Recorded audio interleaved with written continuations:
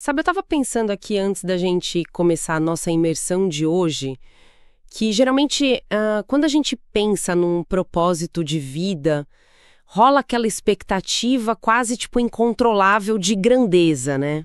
Ah, com certeza. Aquela coisa bem cinematográfica. Isso, exato. É como se o destino final de cada ser humano precisasse ser, sei lá, um outdoor iluminado no centro da cidade.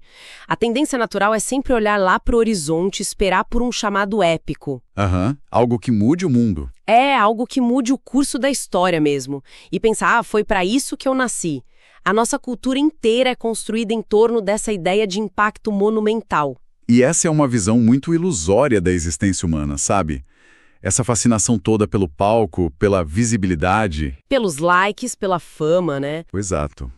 E pela transformação imediata do mundo ao nosso redor, isso acaba criando um padrão de sucesso irreal. O grande problema dessa perspectiva é que ela gera uma dissonância enorme com o modo como a vida realmente acontece. Nossa, sim. O choque de realidade é brutal para as pessoas. A esmagadora maioria dos nossos dias não é feita de grandes discursos ou de decisões que alteram o destino da humanidade. E aí, em vez do tal outdoor iluminado, a rotina te entrega uma pia cheia de louça, né? Exatamente. Contas para pagar. Chão para varrer, conflitos familiares para resolver e, de repente, o cenário para aquele nosso grande propósito se revela incrivelmente ordinário. E para muita gente profundamente frustrante. E é exatamente a partir desse conflito que a nossa conversa de hoje ganha forma.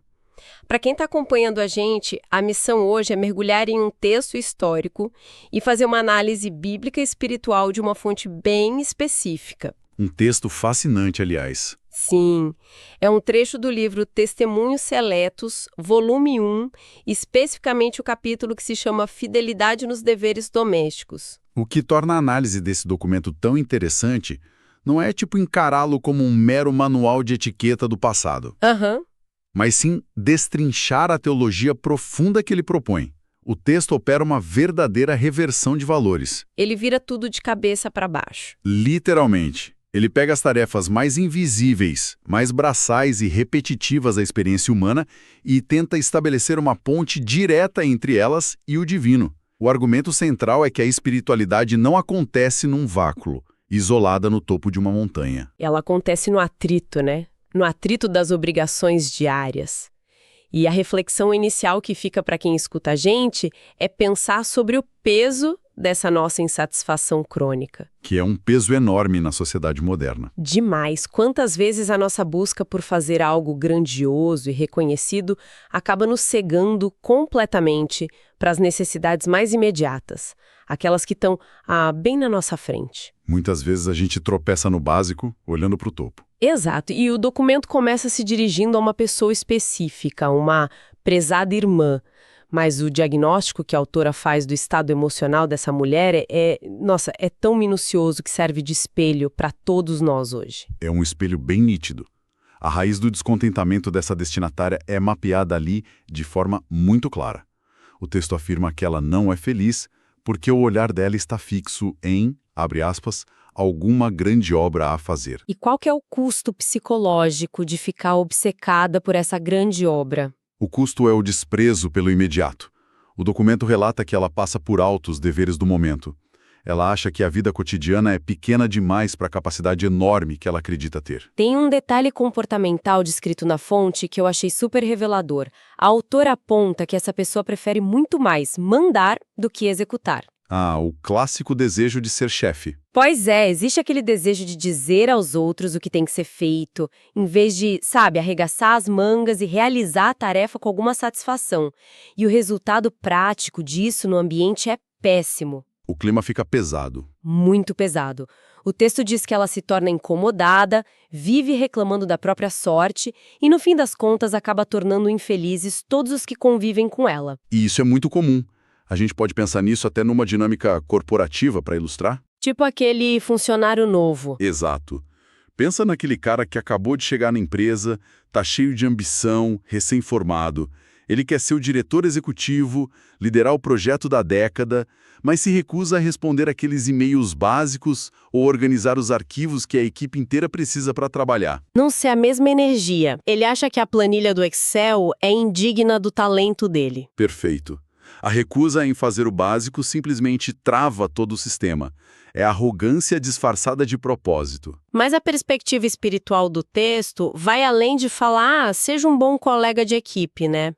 O documento introduz a tese de que o trabalho diário carrega um peso moral real. Esse é o ponto-chave. A autora até lista umas atividades que são extremamente pragmáticas. Ela fala em lavar louça, pôr a mesa, cuidar de um doente, cozinhar e lavar roupa. E a afirmação, que é bem categórica, é que todas essas coisas têm importância moral. E aí a gente precisa investigar a mecânica dessa afirmação. Porque o benefício prático de lavar uma panela é óbvio, né? É higiene, organização, saúde. Claro, ter onde comer na próxima refeição. Pois é, mas de onde a autora do texto extrai o peso moral de esfregar sabão num prato? Como isso vira uma questão espiritual? Então, a análise espiritual que o texto faz defende que o próprio Deus se agrada quando esses deveres simples são cumpridos com boa vontade. Sério? O próprio Deus olhando para a louça? É isso que a teologia do texto propõe.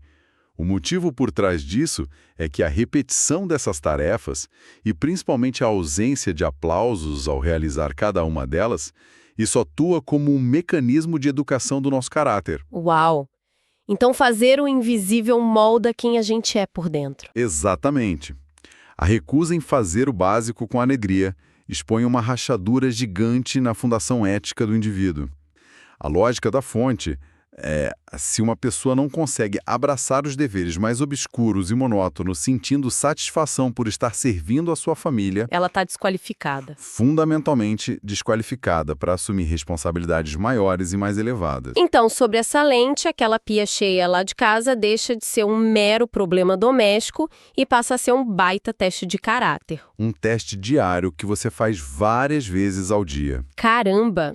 A forma como a gente lida com o tédio, com a obscuridade da rotina, acaba revelando a verdadeira estrutura da nossa mente.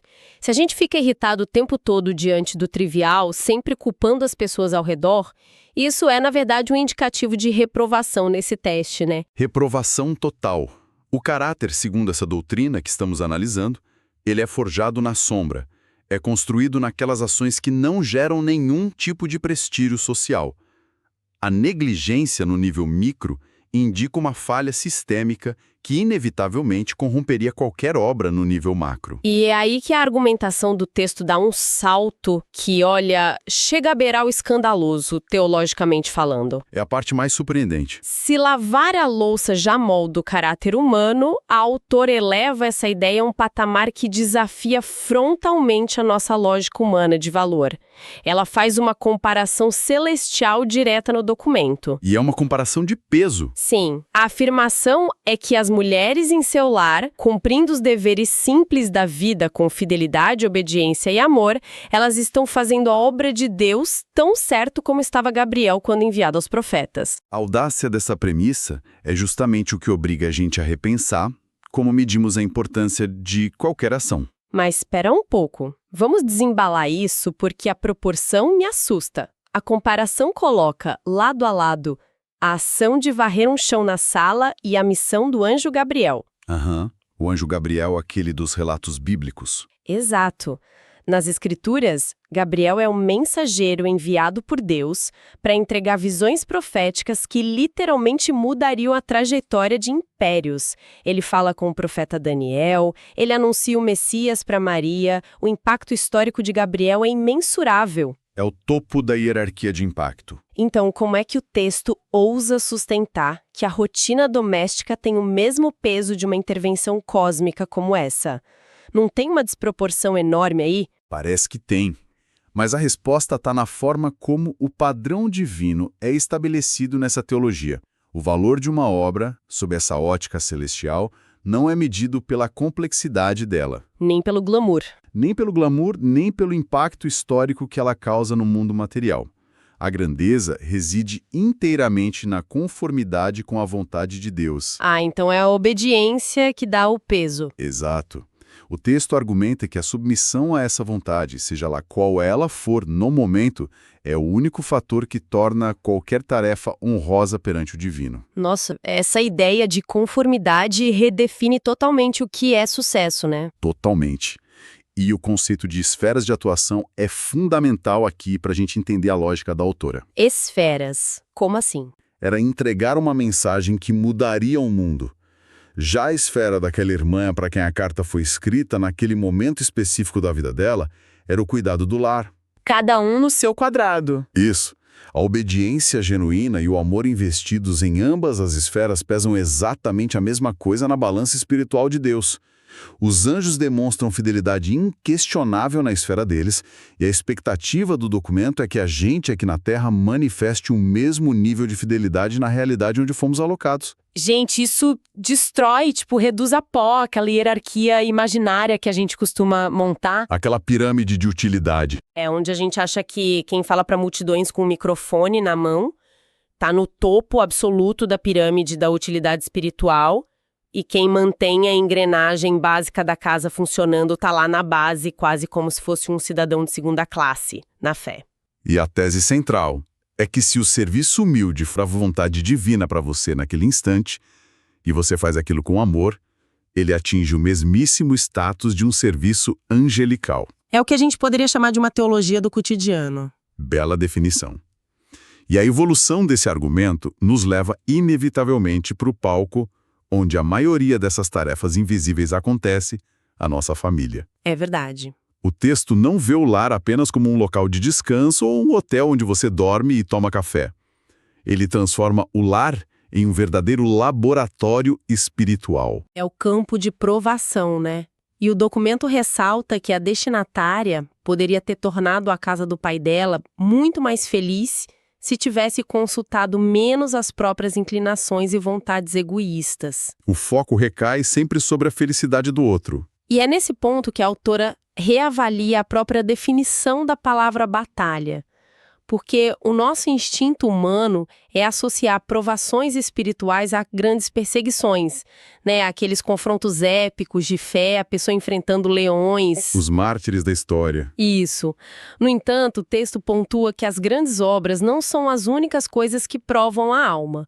Na verdade, são as perplexidades, as decepções, aqueles desânimos da vida diária que formam a verdadeira arena de combate. O dia a dia exige uma paciência e uma fortaleza contínuas que um momento único de heroísmo talvez não exija. O que nos leva a questionar a natureza desses testes que moldam o ser humano. A premissa do texto é que nós fomos criados um pouco menores que os anjos, mas mesmo assim possuímos uma obra importantíssima.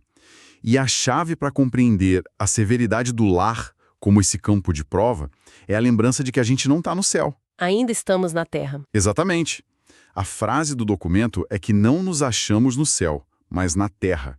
A Terra, nesse contexto teológico que estamos analisando, opera estritamente como um ambiente onde os indivíduos são experimentados e provados. E o lar funciona como a linha de frente dessa aprovação justamente porque ele não oferece esconderijos. Nenhum. Zero esconderijo. O palco público aceita qualquer personagem, mas a mesa do café da manhã não, sabe? O documento fala da influência monumental que essa irmã poderia ter sobre o caráter dos próprios irmãos dela. É um efeito cascata. Sim, uma influência que seria exercida através de coisas simples, tipo orações, gentileza palpável e afeição diária. Mas ela estava negligenciando tudo isso para sonhar com grandes obras lá fora. E a aprovação nesse teste doméstico exige o que o texto define como abnegação e desprendimento de si mesmo. Dedicar cuidado e serviço aos membros da própria família é classificado ali pela autora como o mais sagrado e elevado cargo disponível. Nossa, o mais sagrado e elevado cargo. Sim, a lógica apresenta uma condição que é inegociável. Presta atenção nisso. Negligenciar a missão dentro de casa para caçar grandezas externas significa falhar no pré-requisito mais básico de todos. É como querer fazer o doutorado sem ter passado pelo ensino fundamental. Perfeita analogia. Segundo a fonte, é só essa fidelidade no lar que habilita o ser humano para a futura, abre aspas, elevada e enobrecedora obra do céu. A coerência desse argumento me impressiona muito. O ambiente familiar realmente retira qualquer possibilidade da gente sustentar uma imagem artificial a longo prazo. Você não consegue fingir para sempre com quem divide o banheiro com você. Pois é. Se a impaciência e a rispidez dominam o nosso trato com as pessoas que dividem o mesmo teto, com quem o atrito das manias é diário, a nossa ambição de realizar uma grande obra pública para salvar os outros soa quase hipócrita. O público consome a narrativa que a gente projeta. A família convive com a realidade nua e crua do nosso caráter. A ausência de camuflagem no lar faz com que o dever mais alto, especialmente quando o texto fala com a juventude, seja permanecer ali no lar como uma bênção ativa para os pais e irmãos.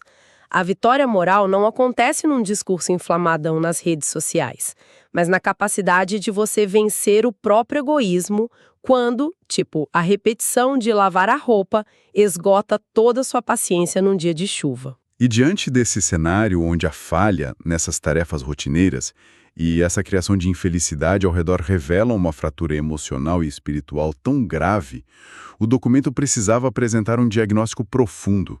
Porque se a pessoa está constantemente buscando rotas de fuga para um propósito imaginário e reclamando de tudo que tem nas mãos no momento presente, qual é, afinal, a raiz estrutural desse problema? O diagnóstico oferecido na fonte não deixa margem para interpretações dúbias.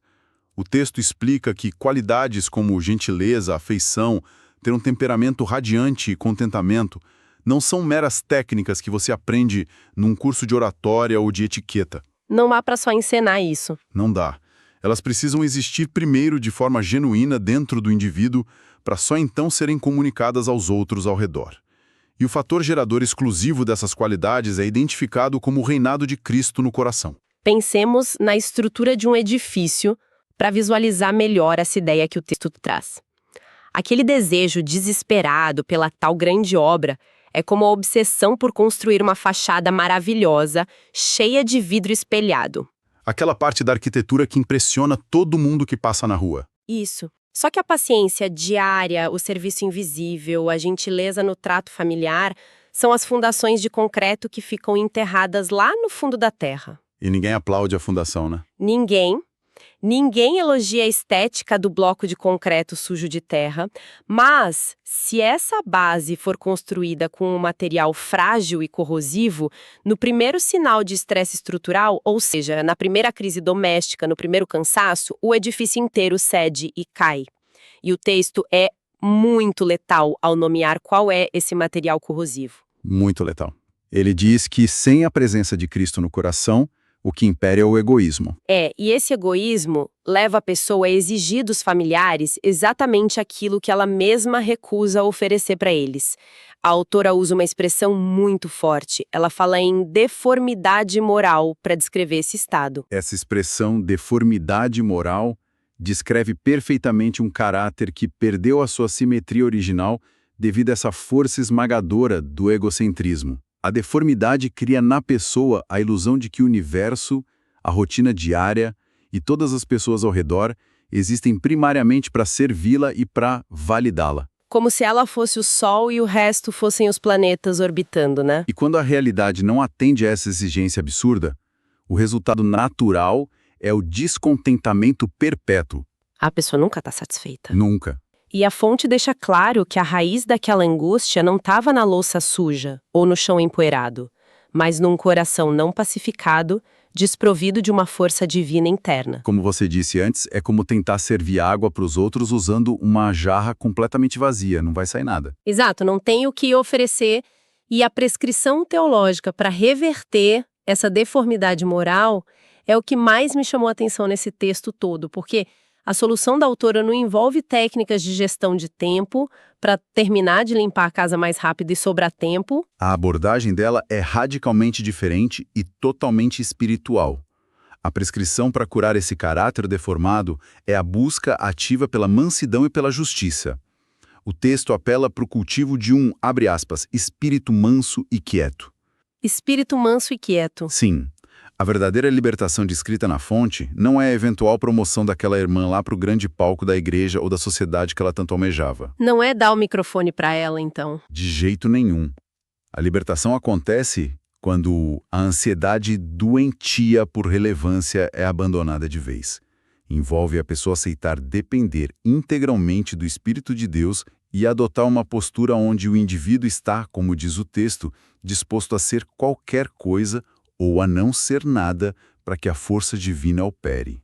Essa disposição de, ser qualquer coisa ou não ser absolutamente nada é um ataque direto e muito profundo ao nosso instinto humano contemporâneo. Vai contra tudo que a gente aprende. Tudo. A vida em sociedade nos treina quase que incansavelmente para sermos alguém, para construirmos uma narrativa de importância, para a gente acumular credenciais, currículo, notoriedade, seguidores. A cultura do sucesso exige isso. Mas a orientação do texto propõe o oposto absoluto disso. Propõe um esvaziamento total do desejo de autoexaltação para que a presença divina encontre, enfim, espaço para habitar e agir na pessoa.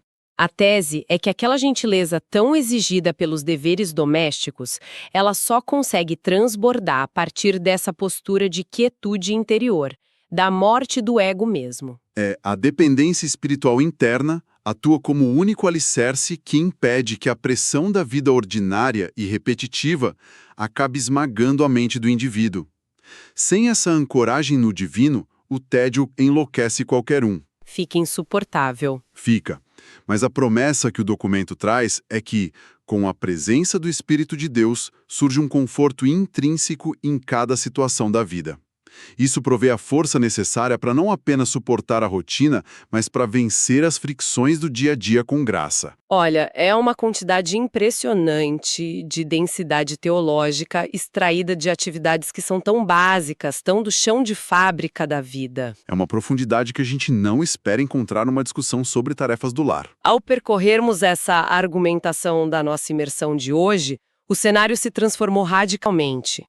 O ponto de partida mostrava alguém insatisfeito com afazeres mundanos, parecia um mero caso de tédio ou repulsa pela rotina diária. Alguém que só precisava de um hobby, talvez. Exato, parecia simples. Contudo, a investigação atenta do documento revelou a premissa espiritual de que o lar é o fronte de batalha principal onde o destino eterno do caráter é selado. A rotina definitivamente não é a vilã da história. Não. O verdadeiro adversário é o próprio egoísmo. E esse egoísmo, segundo o texto, só encontra derrota diante da ocupação integral do coração por Cristo. E para quem acompanha a gente hoje, o e daí dessa história toda é muito prático. A aplicação transformadora dessa visão de mundo reside justamente na capacidade de enxergar o sagrado infiltrado no ordinário. Tirar os óculos da frustração e botar os óculos do propósito divino. Isso. Ao adotar a perspectiva sugerida pelo texto, aquele ciclo desgastante de tarefas repetitivas perde a sua qualidade de punição. O trabalho que não traz visibilidade nenhuma passa a ser encarado como a verdadeira oficina onde o caráter ganha forma. Ele deixa de ser um fardo. Sim, cada ação de serviço humilde, realizada com afeição e boa vontade, deixa de ser vista como um desperdício de potencial e se converte numa vitória espiritual legítima. E como a gente viu lá no começo, possuindo o mesmo valor honorífico de qualquer missão cósmica do anjo Gabriel. É a habilidade muito rara, mas necessária, de conseguir encontrar o sublime escondido ali na absoluta humildade. E, para fechar a nossa reflexão de hoje, o próprio documento fornece um encerramento que serve como um alerta contundente para todos nós. Um aviso muito sério. Sim, a última frase da fonte sentencia: ao negligenciar os pequenos deveres, nunca lhe serão confiados os maiores. É forte? Muito forte. E essa afirmação deixa pairando no ar uma provocação muito inquietante para as pessoas pensarem durante a semana. Se o nosso foco permanece fixado exclusivamente no horizonte lá longe, naquela ansiedade febril pelo dia em que a nossa vida finalmente vai ter impacto e grandeza, quer dizer, a gente corre o risco fatal de não perceber a realidade ao nosso redor. A vida passa e a gente não vê. Pois é. Então, fica a grande questão. Será que a grande obra que tanto procuramos, que a gente sonha de olhos abertos, será que ela já não está no nosso caminho agora perfeitamente camuflada naquelas pequenas e silenciosas obrigações que a gente passou o dia inteiro tentando evitar? Fica o desafio. Fica o pensamento para análise profunda. Até a nossa próxima conversa.